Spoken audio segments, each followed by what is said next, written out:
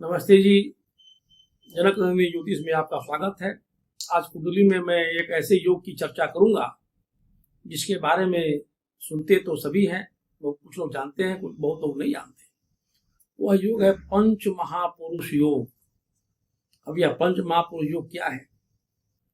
तो ज्योतिष शास्त्र का कहना है कि यदि केंद्र में मतलब पहला, चौथा, सातवां, 10वां भाव में जो इन केंद्र भाव का स्वामी है वह ग्रह उसी राशि में बैठा हुआ हो, मतलब अगर लग्न का स्वामी लग्न में बैठा हो, चतुर्थ का स्वामी चतुर्थ भाव में बैठा हो, सप्तम का स्वामी सप्तम में बैठा हो, दसम का स्वामी दसम भाव में बैठा हो, तो इससे जो योग बनेंगे वो महापुरुष योग कहलाते हैं।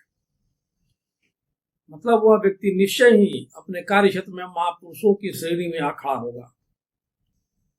अगर व्यवसायी है तो बहुत बड़ा उद्योगपति, और अगर नौकरी करने वाला है तो किसी विभाग का सेक्रेटरी, अगर नेता है तो मुख्यमंत्री, राज्यपाल, प्रधानमंत्री, राष्ट्रपति वगैरह वगैरह। तो फिर ये पंच महापुरुष योगी क्यों कहलाते हैं? क्योंकि 5 ग्रहों के द्वारा ही यह योग बनते हैं। ज्योतिष में अद्भुत अद्भुत नियम है। सूर्य और चंद्रमा बड़े ग्रह माने गए हैं।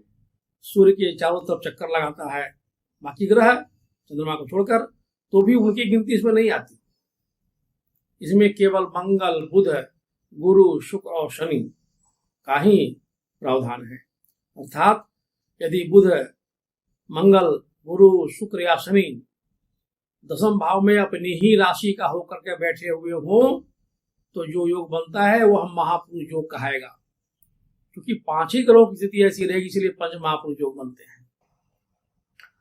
दूसरी स्थिति एक और होती है कि मान लिया कि अपने राशि का होकर के नहीं बैठा हो, लेकिन अपनी उच्च राशि का, जो जिस राशि में उच्च का होता है वही राशि अगर केंद्र में पड़ा हुआ हो, पहला, चौथा, 7वां, 10वां में, उसी में वो ग्रह बैठ जाए तो भी पंच महापुरुष योग बनते हैं।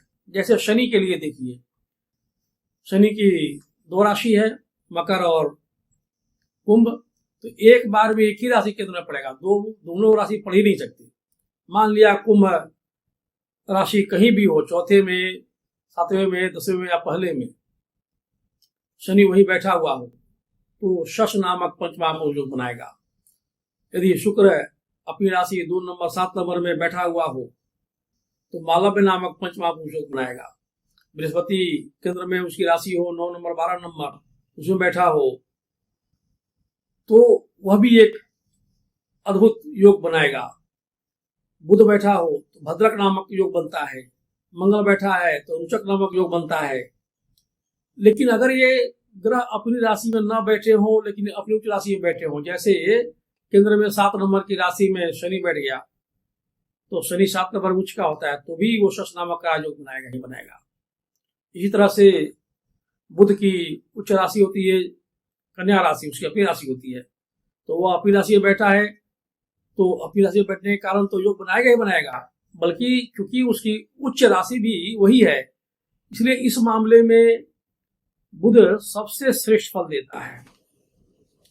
बुध केंद्र में कहीं भी अपनी उच्च राशि का में बैठा हो तो उससे श्रेष्ठ दूसरा कोई योग नहीं होता। एक ज्योतिष में कहावत है कि लग्ने यस्यो बुधो नास्ति, अर्थात लग्न में बुध नहीं हो, इतनी महत्ता है बुध की। मंगल भी, मंगल की राशि होती है उच्च राशि 10 नंबर, तो 1, 8 केंद्र में न हो, 10 में बैठा हो तो भी अद्भुत फल मिलता है। तात्पर्य यह कि केंद्र भाव में कोई भी ग्रह अपनी राशि का होकर बैठ जाए या अपनी उच्च राशि का होकर बैठ जाए तो वह पंच महापुरुष योगों का निर्माण करता है।